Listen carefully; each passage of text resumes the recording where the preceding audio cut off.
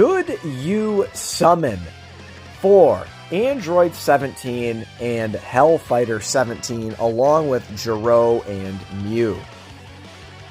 I have to say, this is one of those cases where I feel like this is borderline like a no-brainer, right? Couple of things when I talk about these should you summon videos. Before we hop into the video, real quick, I apologize for the 2-week hiatus. Your boy just been very, very, very, very, very busy. I have still been logging in, still been playing the hell out of the game, just really no time to sit and record. But here I am, right? So should you summon? Really, there are 4 main things I like to kind of consider before I hop into a banner or before I suggest others hopping into banners. Number 1 would be your current stone count. Now, if I had to guess, you probably threw most of your I'm just guessing, right? Again, let me know if I'm wrong in the comments below. I'm guessing you threw at least a few multis, if not all of your stones, for a chance to pull either Goku or Piccolo Jr., and then, of course, Orange Piccolo and Beast Gohan, right? They were, of course, on that Dual Dokkan Festival banner. And again, I'm just guessing that a lot of you, maybe not all of you, but a lot of you summoned at least a little bit, maybe 1-2 multis on the, maybe 3 or 4, on the Bulma banner, right? Because Bulma is practically the best unit in the game. And again, Orange Piccolo, who I think is still probably the best unit in the game, was on the banner right before her, right? So, it's likely that you guys have used a lot of your stones. Again, I'm assuming, right? So point number 1, how many stones do you have? Now, if you're a whale or a spender on the game, it doesn't really apply to you, right? You just summon on every banner, usually until you get the unit, unless you get Mega Shafted, right? That's usually how it goes. So number 1, how many stones do you have? You will kind of have to determine yourself. Do I have enough stones to really even throw multis at the banner? Or, which gets me into my second point, what is on the horizon? Now, we know at this point what is on the horizon. Very, very simple. It's the anniversary, right? That is the next humongous celebration coming up over here on Global Dokkan. The months of, really, it's like, yeah, like early July all the way until like late August is like peak for Global Dokkan. I mean, it's pretty hype over on JP as well. Considering they have Tanabata thrown in there as well. But remember, we're getting anniversary and a very quick turnaround. By the time the anniversary is over, we get like 1 reprieve banner, and then it's time for Worldwide Download Celebration. Kind of wild to think about. But if you look at the grand scheme of things, if y'all are like true like Giga Chads and you're like skipping the anniversary, more power to you. I think that the move here is you really should probably be trying to pull the anniversary units, and then maybe you pull 1 copy of the anniversary units, and then you save for worldwide. It's been proven for the last several years, dude, these worldwide download celebration LRs do not come back for months and months and months. If you look at the release dates of, like, for instance, like Tech Carnival Goku and Fizz Metal Cooler, the LR Metal Cooler, they literally have like an 11-month turnaround or something like that. It's crazy, dude, how long it's going to actually, because they don't come around till part 2, right? During the anniversary. So just kind of crazy, man. These worldwide download celebration units, man, they don't come back forever. So you really do want to prioritize getting a copy of the worldwide download celebration LRs, who, by the way, are frequently speaking, they are better than the anniversary LRs. Sometimes, right? Most of the time. But, so, again, it just has to do with those units never, ever, ever coming back. They so seldom come back, right? So, but again, we have anniversary looming very, very quickly. You know, July 7th, July 9th, July 10th, something like that is when the banner will drop. And then that celebration will go on for the next, basically, month and a half, 2 months, something like that, right? So, that is kind of the second point. The third point is, how good is the banner, right? So, the banner is up right now. I haven't really even looked at it. I haven't really touched the screen. There I am. Touch the screen for you. But how good is the banner? again, I think it probably doesn't take, you know, a PhD in biochemistry to really figure out that this banner, not so good. Not so good. You've got Int Gogeta, right? He is a 2020 unit. The EZA for Super 17 was also 2020. You have the Tech Androids, basically a 2-year-old unit at this point. On JP, I believe they are 2 years old, right? Am I wild in here? Let's just real quick. We'll do this on the fly. How old are they? November 30th, 2021. So not quite. All right, not quite. They're closing in on 2 years old over on the JP side, however. You do also have Tech Pan. This is the return of Pan. Now, Pan, I think, does get some criticism, right? And rightfully so. Her mechanic, the quote-unquote the Tech Pan mechanic, where she gets damage reduction before she attacks, and then after she attacks, she's like, she is practically a glass cannon at this point in the game's life cycle. I mean, I've got her at 90%. I got ridiculously lucky. I kept trying to pull the Int Trunks and Gyro, and I just kept pulling Pan. I never ended up pulling Trunks and Gyro on their banner, though. But anyway, I've Tech Pan at 90%, and she's really only sitting there usually around 450k defense fully built up. And you guys know, man, that ain't nothing. That's nothing. I mean, unless she has type advantage, obviously she can clown like AGL Broly, right? And especially, you know, AGL Broly, he is frequently super attacking 2 times a turn, which means he's usually supering early. So again, she can clown Broly. But dog, I mean, you're not really able to bring her into a lot of tough fights without her struggling, right?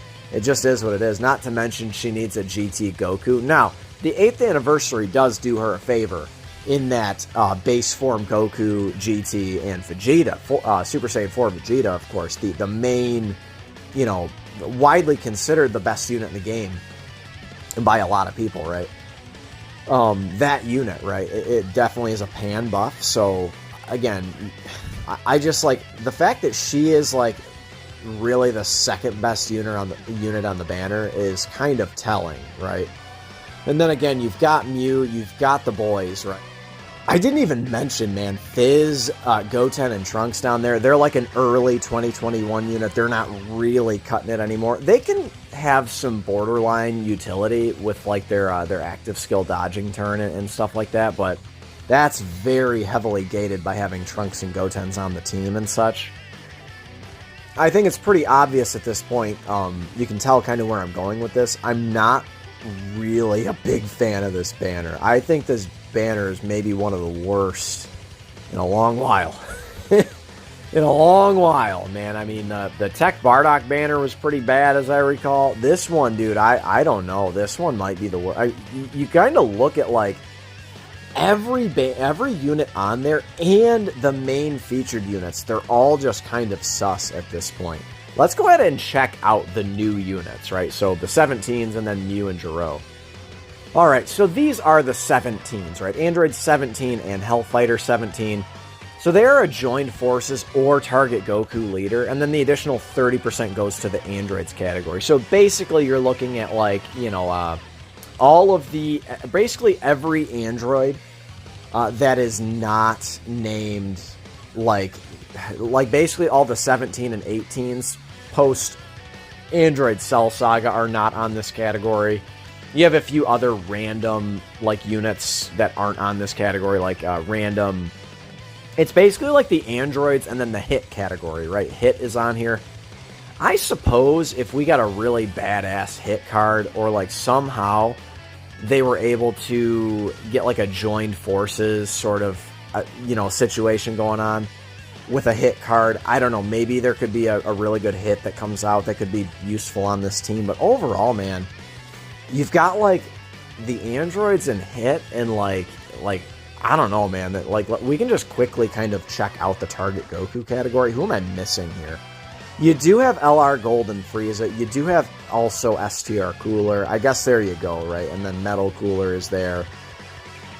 I don't know, man. I'm not a big fan of the target Goku category. You do also have this guy here. pardon the crude view here, but that guy right there, Piccolo Jr. is obviously a humongous addition to this team. So, of course, he was not out when the 17s came out on JP. So that's obviously a humongous buff to that unit. But, of course, he will not fit into the 200% portion of this leader skill. So, I don't know, man. The leader skill, and then you've got Join Forces. We know Join Forces does have actually quite a few, big-time characters at this point. Again, both of the 8th year anniversary units and 7th year anniversary units, for that matter, they are both Join Forces, but you're not really running them on this team. So we can real quick kind of go over the card. Remember that they do fuse as well into Super 17. But let's go ahead and check out the card real quick. So they stack attack and raise defense for 1 turn, cause immense damage to the enemy. Not bad overall, stacking attack. They'll be able to do some damage, which is, every unit can do damage, right? I believe they can triple super attack as well. So let's go ahead and go over the card. So they are key +2 attack and defense 100%, and then an additional key 1, 70% attack and defense when all allies attacking in the same turn are extreme class. See, now that already that's already a problem. You can't really even run some of the better Join Forces units on this team, simply because you really want a full extreme class setup. That's kind of a bummer, man, that restriction right there. They do have an additional attack and defense 70% when performing a super attack, and then launches an additional attack that has a medium chance of becoming a super attack. So frequently, every single time they attack, they're going to at least be getting 1 additional normal, right? And it's going to have a 30% chance of being a super attack. Launches an additional super attack when there's a super class enemy for 4 turns from start of turn. So I guess they could potentially quad super if you are up against a super class enemy, which is kind of rare these days. But again, it is what it is. If we potentially maybe get like an extreme version of the Legendary Goku event, or this like mythical long event that we all kind of keep, hoping and searching for, that they never drop, maybe that could be useful down the line. And then they do have a chance performing a crit and evading enemies' attack 17% within the same turn with each attack performed. So they can get up to some pretty good dodge numbers and crit numbers if you can get them triple super attacks, right? So remember, it's each attack performed, so they don't have to super. It's actually, you look at that kit, it's not bad. It's just a little bit restrictive. You really want to be up against super class enemies, and you want to have extreme class on your team. They do also fuse, and this can be activated when HP is 70% or less, starting from the 5th turn. Not the worst conditions ever, but when you start stacking multiple restrictions on transformations and active skills and this kind of thing, it can be a little tricky sometimes. I'm sure you guys have noticed it with a lot of characters. The one that comes to mind is like Namek Goku, right? His like turn 3, 77% HP condition can be definitely a little annoying sometimes. So this is Super 17. So no one can beat him when he is Super 17. So obviously, leader skill not changing. Greatly raises attack. That is a 50% attack and defensive raise. Causes immense damage and lowers defense for what that is worth. Gives himself 3 key, attack and defense 170. Additional attack 170 when performing a super, though. That's some big numbers for sure. Big numbers. Reduces damage received by 34% for 4 turns from the start of turn. Plus an additional damage reduction of 17%. So, at his best, he's going to be, if I could math here, is that 54% damage reduction? That's pretty good for 4 turns. That's pretty good. And then hopefully, I think the idea is that, by the time, again, we're talking about turn 5 minimum, right? A lot of these difficult fights are usually going at the maximum. They're usually going like 9-10 turns, except in the rare instances, right? So I think the whole idea is by the time his damage reduction wears off, you've got all of his defense built up. But let's go ahead and go over that. Launches an additional attack that has a high chance, 50% chance of becoming a super attack within the same turn after receiving an attack. So you really do want him to kind of be like a slot 1 guy. Additional defense, 17% with each attack received, up to 170%. So some quick math, beep boop, that is 10 attacks he has to take after you fuse into this guy. So that is a big time ask, right? Again, as I mentioned, the toughest fights in the game frequently going, 9 turns, 10 turns tops. I'm talking tops. 10 turns you're starting to get. That's almost a little unrealistic if you're running really good units, right? So he has a medium chance, 30% chance of performing a crit when there's a super class enemy, absorbs Ki Blast super attacks directed at the character, and recovers 34% of the damage absorbed as HP within the turn if HP is 70% or less at the start of turn. And then foresees enemies' super attack when HP is 34% or less. So look at all those restrictions, dude. He's got a medium chance performing a crit if there's a super class enemy. He's only got the damage reduction for 4 turns. He only does the additional attack that has a high chance if he receives an attack in the same turn. He only has the Scouter if HP is 34% or less. He only recovers 34% of the damage absorbed as HP if you're 70% or less from the start of turn. He's got way too many restrictions, dude. I mean, you look at his kit and it sounds busted as hell, right? But there are just so many fucking hoops on fire you got to jump through to get this guy at his max.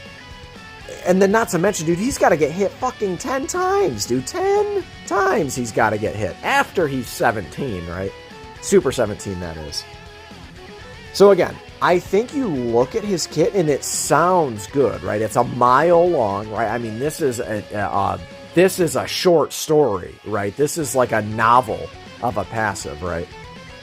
But again, sometimes these novels of passives, man, can really introduce some really heavy restrictions. And I'm not a big fan of this card. I think you guys can probably tell why. Again, there's so few difficult superclass enemies in the game, right? And we'll go ahead and talk about the banner unit as well, but like you look at how restrictive that unit is as well. I think you guys can kind of tell where I'm going with this. But let's go ahead and look at Mew and Gero. So my brothers from another mother, Dr. Mew and Dr. Gero, the gentlemen themselves. Alright, so they are target Goku category leaders, Key 3, 130 to stat. It's kind of whatever. I guess could be, you kind of have a lot of these sub-leaders now. You really could start doing, instead of just mono teams, you really could start doing, like, category teams for Dokkan Battlefield, right? The Ultimate Clash. You really could start doing that. Maybe I will try that. I feel like it's not a bad idea. But anyway, they greatly raise defense for 1 turn. Causes supreme damage. Nothing really else going on there, huh? Okay. Alright, and then they have attack and defense 150%. Okay, it's a good start. An additional attack and defense 100% when performing a super. Again, not a horrible thing for sure. Target Goku, category allies, Key 1, attack and defense 30%. Plus an additional Key 1 and attack and defense 20% for target Goku, category allies, for 2 turns when they get 3 or more Key Spheres. Pretty good, right? You kind of look at what they're doing already. That sounds okay, right? But then look at this last part of their passive. When there is an enemy whose name includes Goku, seals all enemy super attacks if HP is 70% or more at the start of turn, and an additional 150% attack and defense, and guard all attacks, dog. Could you imagine a situation where this unit is not restricted by that Goku? Dude, like Goku. Like, how many Goku enemies are there in the game, dude? There's next to none.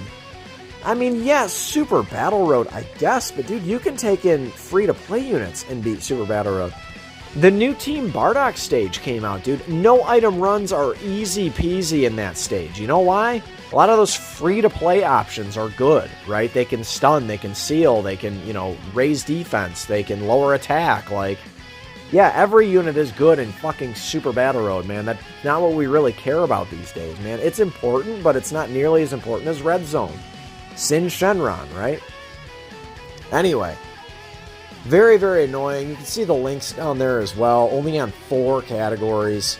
Not a big fan of this card, if you couldn't tell. Really, really not a big fan.